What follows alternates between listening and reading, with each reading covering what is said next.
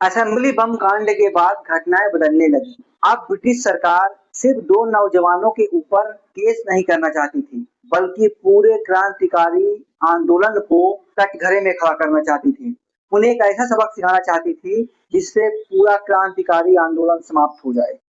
Assembly बम कांड के बाद ब्रिटिश पुलिस ने अपनी जांच का दायरा तेजी से बढ़ाना शुरू किया। पूछताछ, छापेमारी और गुप्त निगरानी के माध्यम से पुलिस ने इस घटना को सैंडर्स हत्याकांड से जोड़ने का प्रयास किया। जल्द ही हिंदुस्तान सोशलिस्ट रिपब्लिकन एसोसिएशन के कई ठिकानों पर छापे पड़े। बम बनाने का सामान, क्रांतिकारी साहित्य, हथियार और कई महत्वपूर्ण दस्तावेज पुलिस के हाथ लगे। इसके बाद देश के अलग अलग हिस्सों से अनेक क्रांतिकारियों को गिरफ्तार किया गया। इन गिरफ्तारियों ने ब्रिटिश सरकार को यह दावा करने का अवसर दिया यह केवल कुछ व्यक्तियों का मामला नहीं है, बल्कि ब्रिटिश शासन के विरुद्ध रचा गया एक व्यापक षड्यंत्र था। जांच के दौरान कुछ गिरफ्तार क्रांतिकारी सरकारी गवाह बन गए। इनमें जय गोपाल और हंसराज बोहरा जैसे लोगों की गवाही को अभियोजन पक्ष ने महत्वपूर्ण आधार बनाया। इन्हीं बयानों के आधार पर पुलिस ने भगत सिंह और उनके साथियों के विरुद्ध साक्ष्य जुटाने का दावा किया। हालांकि बचाव पक्ष और अनेक समकालीन आलोचकों ने इन गवाहियों की विश्वसनीयता पर गंभीर प्रश्न उठाए। मुकदमा आगे बढ़ रहा था, लेकिन ब्रिटिश सरकार इसकी धीमी न्यायिक प्रक्रिया से संतुष्ट नहीं थी। इसलिए मई 1930 में वायसराय द्वारा जारी एक अध्यादेश के माध्यम से इस मामले की सुनवाई के लिए 3 न्यायाधीशों का एक विशेष ट्रिब्यूनल गठित किया गया। इस ट्रिब्यूनल को असाधारण अधिकार दिए गए थे। यह अभियुक्तों की अनुपस्थिति में भी कार्रवाई आगे बढ़ा सकता था और इसकी प्रक्रिया सामान्य अदालतों से अलग थी। यही कारण था कि उस समय भी इस ट्रिब्यूनल को लेकर निष्पक्षता पर सवाल उठे और आज भी इतिहासकार इसके न्यायिक स्वरूप पर चर्चा करते हैं।